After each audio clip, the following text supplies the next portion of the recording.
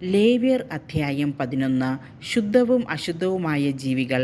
കർത്താവ് മോശെയോടും അഹറോനോടും അരുളിച്ചെയ്തു, ഇസ്രായേൽ ജനത്തോട് പറയുക, ഭൂമുഖത്തെ മൃഗങ്ങളിൽ നിങ്ങൾക്ക് ഭക്ഷിക്കാവുന്നവ ഇവയാണ്. പാദം വിഭജിച്ചിരിക്കുന്നതും ഇരട്ടക്കുളമ്പുള്ളതും അയവിറക്കുന്നതുമായ മൃഗങ്ങളെ നിങ്ങൾക്ക് ഭക്ഷിക്കാം. എന്നാൽ അയവിറക്കുന്നതോ ഇരട്ടക്കുളമ്പുള്ളതോ ആയ മൃഗങ്ങളിൽ ഇവയെ നിങ്ങൾ ഭക്ഷിക്കരുത്. ഒട്ടകം അയവിറക്കുന്നതെങ്കിലും അത് ഇരട്ടക്കുളമ്പുള്ളതല്ല, അത് നിങ്ങൾക്ക് അശുദ്ധമാണ്. കുഴിമുയൽ അയവിറക്കുന്നതെങ്കിലും അത് ഇരട്ടക്കുളമ്പുള്ളതല്ല, അത് നിങ്ങൾക്ക് അശുദ്ധമാണ്. മുയൽ അയവിറക്കുന്നതെങ്കിലും അത് ഇരട്ടക്കുളമ്പുള്ളതല്ല, അത് നിങ്ങൾക്ക് അശുദ്ധമാണ്.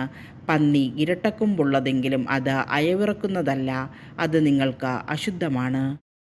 ഇവയുടെ മാംസം നിങ്ങൾ ഭക്ഷിക്കരുത്, പിണം തൊടുകയുമരുത്, ഇവ നിങ്ങൾക്ക് അശുദ്ധമാണ്. ജലജീവികളിൽ നിങ്ങൾക്ക് ഭക്ഷിക്കാവുന്നവ ഇവയാണ്. കടലിലും നദിയിലും ജീവിക്കുന്ന ചിറകും ചെതുമ്പലും ഉള്ളവയെയെല്ലാം നിങ്ങൾക്ക് ഭക്ഷിക്കാം.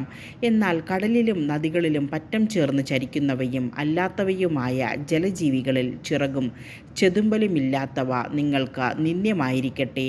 അവ നിങ്ങൾക്ക് നിന്ദ്യമായിരിക്കണം. അവയുടെ മാംസം നിങ്ങൾ ഭക്ഷിക്കരുത്, അവയുടെ പിണം നിങ്ങൾക്ക് നിന്ദ്യമായിരിക്കട്ടെ. ചിറകും ചെതുമ്പലുമില്ലാത്ത ജലജീവികളെല്ലാം നിങ്ങൾക്ക് നിന്ദ്യമായിരിക്കണം. പക്ഷികളിൽ നിങ്ങൾക്ക് നിന്ദ്യമായിരിക്കേണ്ടവ ഇവയാണ്, ഇവ നിങ്ങൾ ഭക്ഷിക്കരുത്, ഇവയെല്ലാം നിന്ദ്യമാണ്. എല്ലാ തരത്തിലും പെട്ട കഴുകൻ, ചെമ്പരുന്ത്, കരിമ്പരുന്ത്, പരുന്ത്, പ്രാപ്പിടയൻ, കാക്ക, ഒട്ടകപ്പക്ഷി, രാനത്ത്, കടൽപ്പാത്ത, ചെങ്ങാലിപ്പരുന്ത്, മൂങ്ങ, നീർക്കാക്ക, കൂമൻ, അരയന്നം, ഞാറപ്പക്ഷി, കരിങ്കഴുകൻ, കൊക്ക്, എരണ്ട, കാട്ടുകോഴി, നരിച്ചീർ, ചിറകുള്ള കീടങ്ങളിൽ നാലുകാലിൽ ചരിക്കുന്നവയെല്ലാം നിന്ദ്യമാണ്.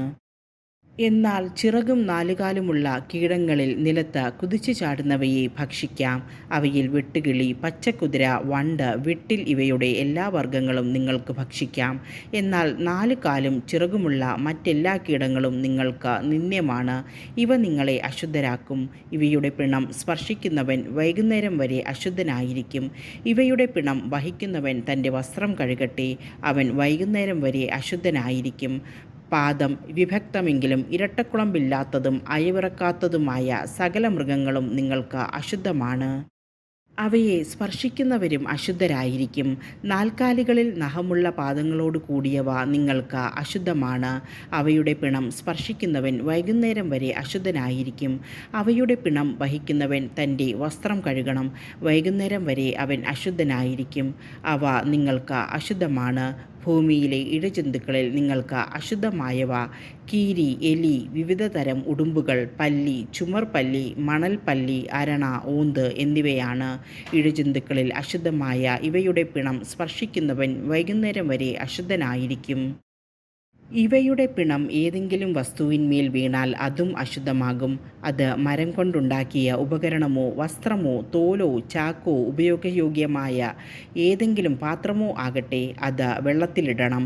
വൈകുന്നേരം വരെ അത് അശുദ്ധമായിരിക്കും, അനന്തരം ശുദ്ധമാകും. പിണം മൺപാത്രത്തിൽ വീണാൽ അതിലുള്ളവയും അശുദ്ധമായി തീരും. അത് ഉടച്ചു കളയണം. അതിലെ വെള്ളം ഏതെങ്കിലും ഭക്ഷണപദാർത്ഥത്തിൽ വീണാൽ അത് അശുദ്ധമാകും. അതിലുള്ള ഏത് പാനീയവും അശുദ്ധമായിരിക്കും. പിണത്തിൻ്റെ അംശം എന്തിലെങ്കിലും വീണാൽ അത് അശുദ്ധമാകും. അടുപ്പോ അഗ്നികലശമോ ആകട്ടെ, അത് ഉടച്ചു കളയണം. അത് അശുദ്ധമാണ്. അശുദ്ധമായി നിങ്ങൾ കരുതുകയും വേണം. പിണം സ്പർശിക്കുന്ന എന്തും അശുദ്ധമാകുമെങ്കിലും ജലസമൃദ്ധമായ അരുവികൾക്കും ഉറവകൾക്കും അത് ബാധകമല്ല. വിതയ്ക്കാനുള്ള വിത്തിൽ പിണത്തിൻ്റെ അംശം വീണാലും അത് ശുദ്ധമായിരിക്കും. എന്നാൽ നനച്ച വിത്തിൽ പിണത്തിൻ്റെ അംശം വീണാൽ അത് നിങ്ങൾക്ക് അശുദ്ധമായിരിക്കും. മൃഗം നിങ്ങൾക്ക് ഭക്ഷിക്കാവുന്നതാണെങ്കിലും ചത്തുപോയാൽ അതിൻ്റെ പിണം സ്പർശിക്കുന്നവൻ വൈകുന്നേരം വരെ അശുദ്ധനായിരിക്കും. അതിൻ്റെ മാംസം ഭക്ഷിക്കുന്നവൻ തൻ്റെ വസ്ത്രം കഴുകണം, അവൻ വൈകുന്നേരം വരെ അശുദ്ധനായിരിക്കും. അത് വഹിക്കുന്നവനും തൻ്റെ വസ്ത്രം കഴുകണം, അവനും വൈകുന്നേരം വരെ അശുദ്ധനായിരിക്കും. ഇഴജന്തുക്കളെല്ലാം നിന്ദ്യമാണ്, അവയെ ഭക്ഷിക്കരുത്. ഉരസ് കൊണ്ടോ നാലോ അതിൽ കൂടുതലോ കാലുകൾ കൊണ്ടോ ഇഴയുന്ന ജന്തുക്കളെ നിങ്ങൾ ഭക്ഷിക്കരുത്, അവ നിന്ദ്യമാണ്.